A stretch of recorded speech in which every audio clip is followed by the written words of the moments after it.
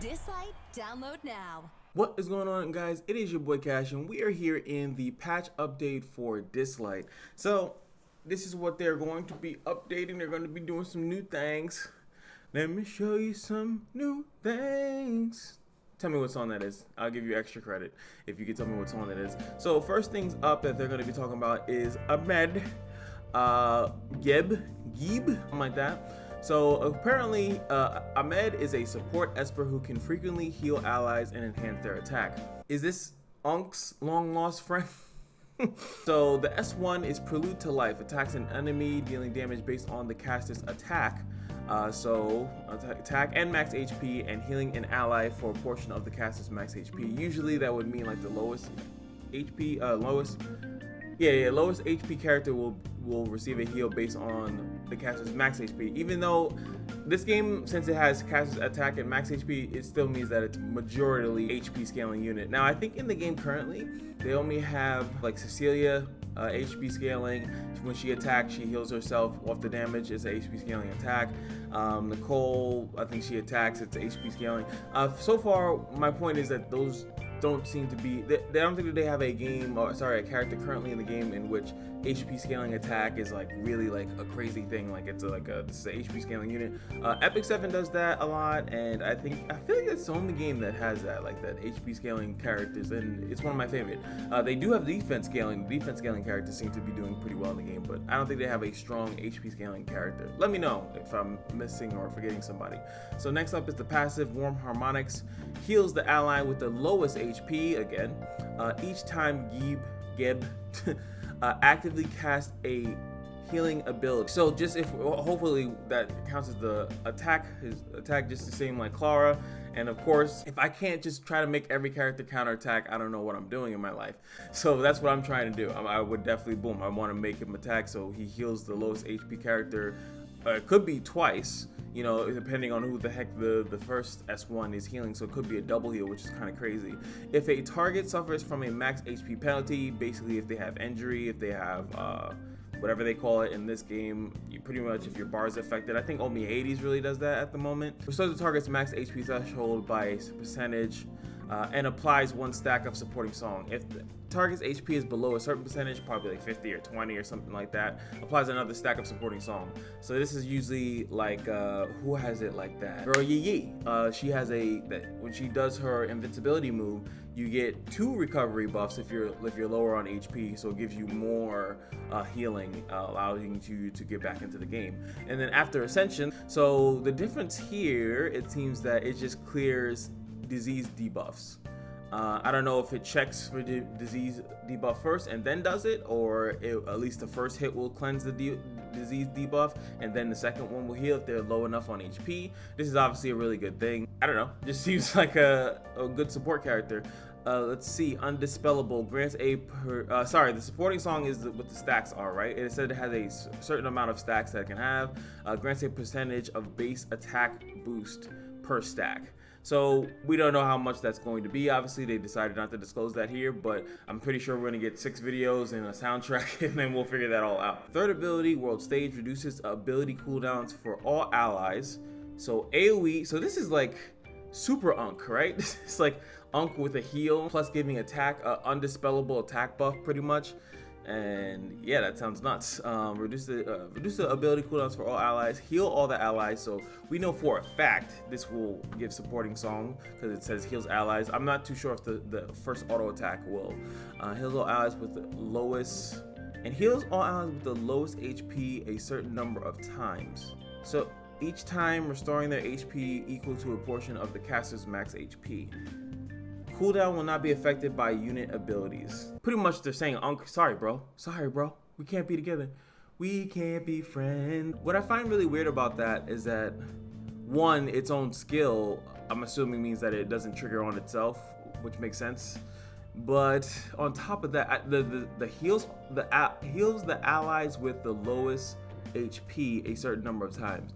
So does it not heal everybody? Is it not an AoE heal? It does seem like instead of it being like an AoE heal, it's more of a heal someone that's really low and pull them back up. And then this, last but not least, you have to summon them on its banner. Now, so far, it seems like a character that seems awesome, but it does seem like the problem is that there are already really good healers in the game. So you already have Clara, you already have Hera, they kind of do something similar. The only thing, and you have to look at when a character comes in, what is the new thing that they're bringing, why am I summoning for this character? When you summon for Ali, you were summoning for death prevention, right? There was really no other character that kind of had that. Hades did it for himself because he's selfish, but that was the kind of cool thing, right? That you had a character that prevented death and could do it on a cooldown, which was pretty cool. So far, what I'm seeing here is that the reason why you're getting this character is like the quick autonomous, right? The pretty much things are happening and randomly you're healing and giving attack buff, undispellable attack buff. Nothing here says that it spends the supporting song. So once that is stacked up, it doesn't seem like anything takes the supporting song away, at least not that I saw. All I see is apply stacks.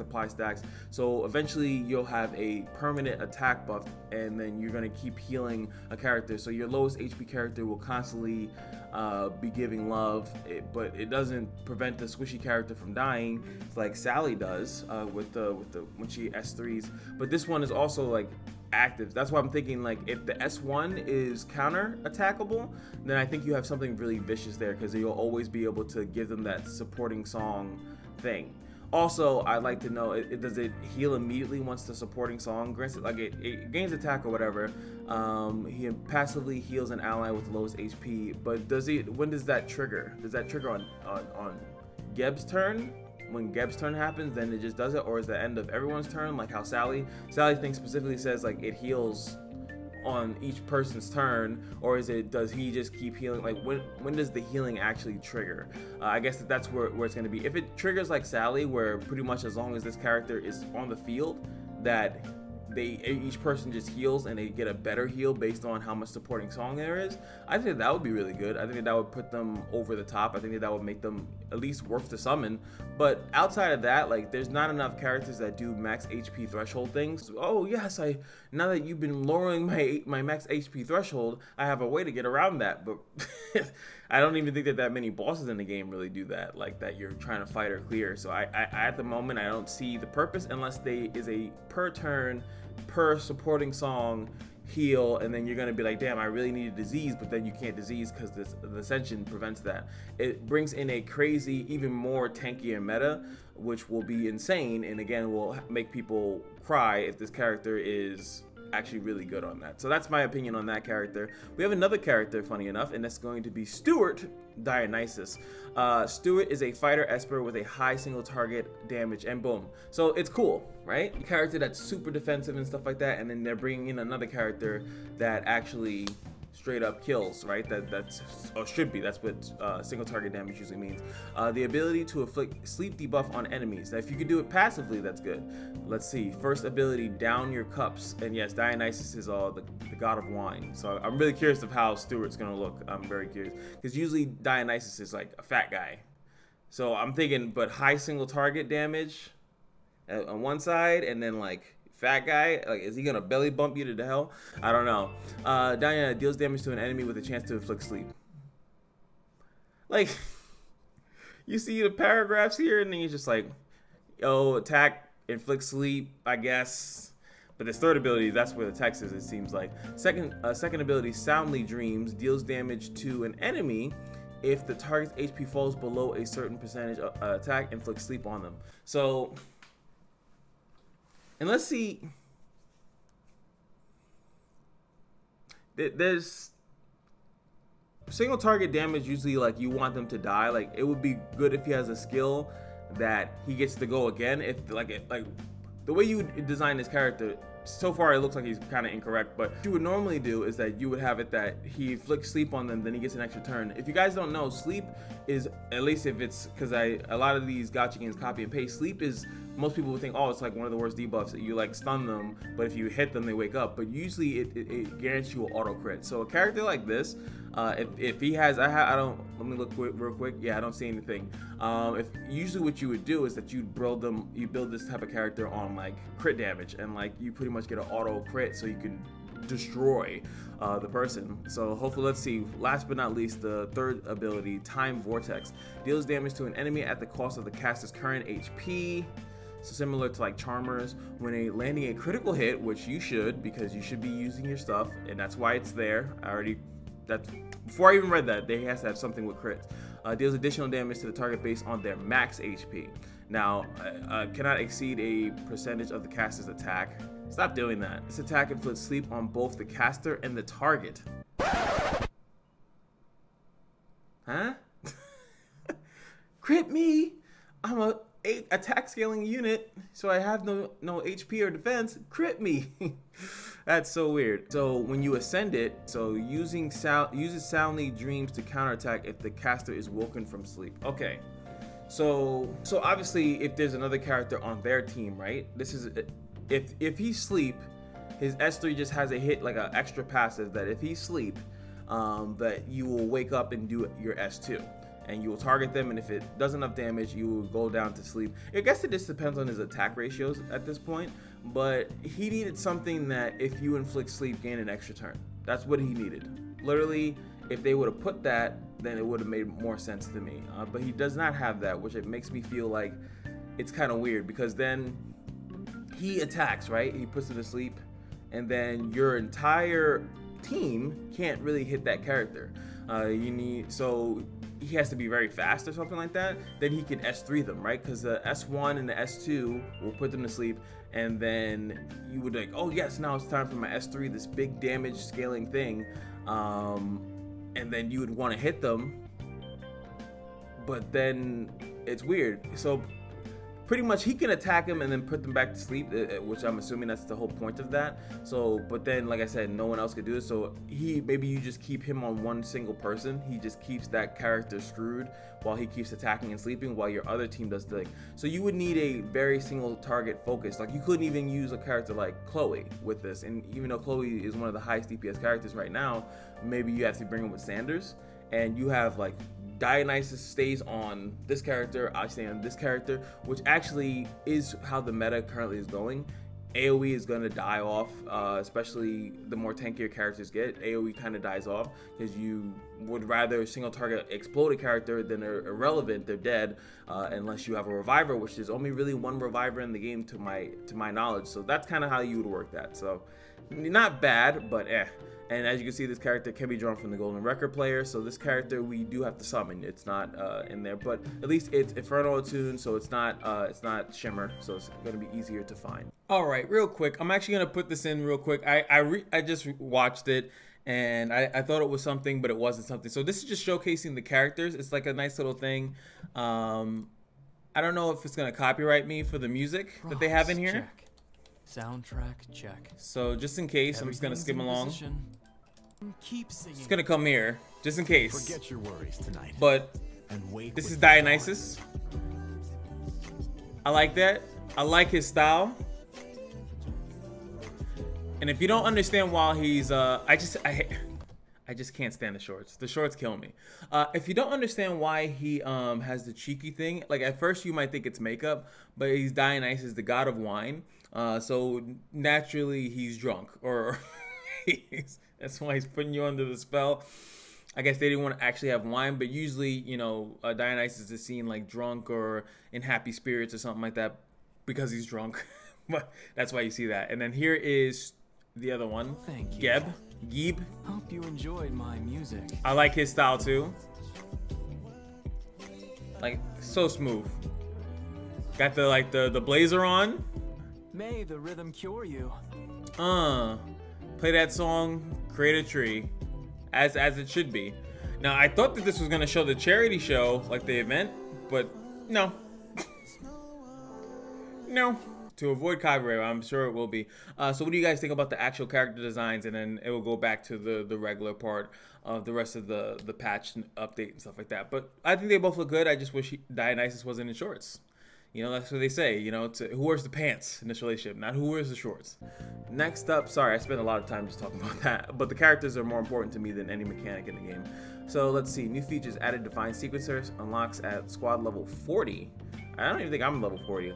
Enter from the upper right of the Echo panel, disassembles a Esper in the device to get Monoprism in Dio Prisms, used for redeeming Shimmer records and other rewards. This is probably like what most people would want. Unless they have some really good stuff, but Shimmer records is great, you know, like you get some more chances to pull Nicole, because Nicole's like the most busted, one of the most busted 4 stars, and then yes, if you can get one of the 5 stars, what is Unis, and there's a couple, yeah, just Unis, I think that most people would want. Can only disassemble a level 1 Esper with base stats, so it can't be leveled up in any way. Can't disassemble an Esper that has been enhanced, leveled up, ability upgraded, so you can't do anything to that character. When an Esper has max resonance, you can disassemble them the next time you get the same Esper. Now, I'm assuming that's auto, that happens automatically. I think that's what they're trying to say. So if you have a max resonance character, it will automatically disassemble it for you. Which is great because right now I have a ton of extra 3 stars, and I'm thinking like, what do I do with them? Now, maybe you could turn that off because you can also use them to, you don't have Starimon and you got a couple level 3s. Like I do that in Epic 7 all the time. I use the 3 stars that I don't plan on using, and I'm using to star up, promotion them up quicker. So I don't know if this being automatic will be a great thing unless these Mono and Dio Prisms are fantastic. I'm assuming Mono Prism is like, one of them is for the 3 stars and another one's for 4 stars. You know, 4 stars I usually would more or less use that for than 3 stars. But the charity show unlocks for squad level 20. I hate that it's called squad. It always made me, it's like, wait, is that my guild? Like, no, it's not. So let's see, side stories contain different Esper stories. Open side stories to replay events Espers have experienced. Each event requires inspiration points to unlock. During the event, log in daily to get 3 inspiration points and spend 60 stamina and other instances to get 1 inspiration point. Completing relevant events grants gold records, Nexus crystals, relic secondary attributes reset. This is probably the most important right there. This other stuff is cool, but this is the most important. So this is what you're doing it for, I'd say. that's what you're doing it for. You're getting it so you can change your relics, especially you guys that plus 15 really crappy relics. I'd be seeing it in the chat. I'd be like, yo, bro, why did you plus 15 that? That looks disgusting. So at least you could possibly change it, and depending on how good that is, then you'll be great. So this rate up is going to be on the 21st, so a week from today. They're going to be doing that. Ekosen, the chance of getting a legendary asset is increased to 10%. It's still 1% to get a legendary, but 10%. If you haven't obtained the specified Esper after 450 summons, the next legendary Esper is guaranteed to be that Esper. So they're finally doing the proper pretty, not like the first one with 850. So they didn't cut it in half. It was just like 400 off the top, like a little quick razor. 450, not again. That does seem higher. Still pretty high. I'm still not familiar on how much summons you get in a week, right? So you have to, usually it's like, do you make it that they have to skip a banner in order to get the next character? So let's say that you read Gab and it was like trash. By the time of the next banner, starting from 0, I always say starting from 0 and logging in every day, can you pity the character on the next banner? So at least you could say, I skipped 1 banner because I didn't like the character and I was saving in the next one. Usually that's how it is. I don't know if you get 450 summons from skipping a banner. I'll never say that you should be able to banner to banner. It'd be nice. That's how Knights Chronicles was. I feel like you could pretty much save banner to banner because they didn't do them all too often. And I mean new banner, not like they did this banner and then they do a completely different, like they do an old character banner. It's like, I should be able to get this one too. But usually skipping 1 banner would usually say, hey, I saved up for about a month and I should be able to get the new character. I think that is. But I don't know if you get 450 summons in a month. I don't think you do. That might be still a little bit too high. 1 legendary Esper is guaranteed the next summoning after 199 successful attempts. Now this is where their saving grace comes from, right? This is their saving grace. So right now, their banner still works a little bit weirder. So I do give them credit is that when you switch over, the fact that they keep your progress, That means that like if you're, let's say you got really crappy luck, right, and it's really close to that 119, and then you just were close, then they change the banner, then you pop your pity, your initial pity, and then you can get the character, because at that point it is 10%, right? So, but the problem is that obviously it gets reset every single time. I think that them keeping that is why they're still saying 450. I think that's why they're still saying that. If they changed it that your progress doesn't, I really want to know if you guys made it this far in the video, please tell me that. Would you prefer that? Would you prefer that it's a separate banner, it doesn't keep your progress from the other thing, and that's like a completely separate thing, and then maybe they lowered the pity to 250 or something like that? Because it would be what if 119 is the standard and you make a banner, I think 250 would be reasonable, or if you just make it like a 200 or something like that, so it's like right above that threshold, but it shouldn't be like maybe 3 times. What is that, about 3 times I think, more than the pity of the other thing. Like these characters, especially when you put out a thing that says that, you know, you only need 1 copy of a character, I think that your decisions should reflect that. Absolutely. Club optimizations, added club name card sharing feature. That's cool. So you can say, hey, look what I have. Added a filter feature in the club member to sort out players based on the 7-day activeness. That's gonna be good for me, so I could know who to boot if they're not playing, stuff like that. Players can switch their defensive formation during the offensive phase, but only take effect in the next battle. That's good. That's actually really good. So you realize your team's getting washed, you can then switch it up, and like, or more specifically, you were summoning or something and then you wanted to add another character, or you were leveling another character, now they're ready within the week, you want to switch your formation. That's pretty good.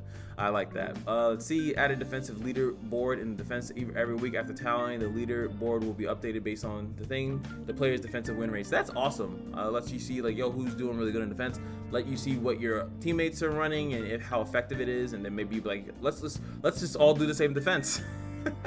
So that'd be pretty funny. The top 10% clubs in each hollow battle will receive a special icon, player name card, and player avatar. So there goes some incentive to be the best, the very best that no one ever was. When there is an insignificant number of players for hollow battle, club master can send announcements in the bulletin board during the preparation phase and offensive phase. This so I can be like, yo, bro, attack. Which I was doing. I was actually using the mail system for that, but maybe this does more to like shock you, I guess. Optimize the level up screen. Experiment of the same quality will now stack up. Thank God, dude. I did that one video and I was like, this is stupid. You can only do 5 at a time, and it's the same it's not like you are disadvantaged for like, it's the same price, the same experience, just let me stack it. Like, Jesus Lord. 3-star experiment, 4-star, 5-star. They're making a 5-star one, because I think, at least I never got a 5-star one. They were all like 2 stars. I don't know if you can then use an experiment to actually star up. I'm not exactly sure if that's the purpose of that is. Jesus Christ, this thing just keeps going. 10 young, new ability, more base attack. Okay, and amplifies this attack by 10%. Okay, so that's the change there. Tailor, which I actually have, so nice. Okay, everything's the same, just gains a shield equal to 50% of the ability's damage. Okay, that's S1, so as S1 he'll constantly have a shield. S3, oh, this looks like they did a lot here. Then reduces this ability cooldown by 1 turn when an enemy has not been defeated. So it's pretty much the same thing. Instead of 3 turns, which I actually like that it was 3 turns, but then it goes down to 2 turns. But it also allows you to get this thing if you do not kill with the ability. That's awesome. What brother is this? This is the white one, not the red. So what do we got here? 75%. Thank God, dude. I actually just invested a lot of ability up stuff on them, and I was like, this is still pretty low. Like, I'm not gonna lie, I saw a video, I don't remember what video it was, and I was like, they were like, oh, the brothers are so cool, but I realized the chance for them to do stuff was just extremely low. Like, it was just like, they do hit multiple times, so you get multiple chances to do stuff, but I think it was just too low. So this going up to 75 is awesome. I like that. I mean, yes, there we go. The S3 steals even more AP. Instead of 10, it's 20. So I like that. Oh, and the second hit increases all of the target's debuff durations for 1 turn. That's awesome. That makes that character phenomenal. I'll actually maybe be able to get past 12-8 hard with that. It's fantastic. Segment, you have up to 120%. So that's actually like a little nerf. Before it was like the cheese ballness of it was like you were doing a crazy ton of damage, but now they capped it. So it's 20%, so only 6 debuffs will be counted, even though you can put up to like, I think 10 or something like that. So only 6 debuffs will be counted for that skill. Crazy to nerf a 3-star character, right? Usually if a 3-star character is a little busted, you want to leave them there, but then the argument is that they'll say, well, then you won't want the 4 or 5 stars, you won't summon for anything, you won't spend money if the 3 stars are just as good, especially a 3-star that can be acquired for free, like through the ripples. So that's kind of doo-doo, I'd say, but I think she'll still be strong, but you know, it is what it is. Hey, Unky's in there as well. So what do they do here? No, why? That's the whole purpose. They nerfed him. They watched my video. It has to be. Affected by unit abilities. I hope that just means like, no, it means exactly what I think it means. That's so garbage. So they only nerfed his S3 though. His S2 can still lower. No, they can't. So that you can't even get that off cooldown. So it's a hard cooldown now. You can't affect it by anything, and they did the same thing to the other character. Why? It's like, that's what made them cool. So now that skill, yeah, I don't know. I don't like that change. Era Freya, this is kind of nuts. See, and look, so you nerf the 3 stars, right? And then you give the 4-star a chance to do something that on S1, by the way, that everyone hates. And it's actually the same amount from Summoner's War. 75% chance of gaining an extra turn. That is a problem. And giving a character what we call a violent rune is kind of annoying. Now it's on a support, to be fair, and she can't give it. It's not a buff that she gives to someone else and then they can do it. But still, being able to take multiple turns is usually kind of weird. So then they also, I'm assuming this is a buff too, right? Purifies all debuffs from a teammate and grants them the watch for 2 turns. Now it purifies all debuffs from a teammate, reduce their ability cooldowns, and grants them the watch. And the watches grants 15% bonus AP at the end of each teammate's turn, and now it cannot be debuffed. Before, I guess you could debuff it, now it can't be debuffed. This make her, remember, she was the $1 character, so to make the $1 character this strong is like kind of making more bang for your buck there, but that's kind of nuts. Like, she can pretty much cycle her. And I think she can put this on herself, this thing. She can put it on herself, let her take even more turns. So that's kind of nuts. And that is all. But that was fun. I think that this is a really big patch. They got a lot of good stuff coming. And I'm curious what you guys think. So please leave your comments below. And I'll see you guys in the next video. Peace.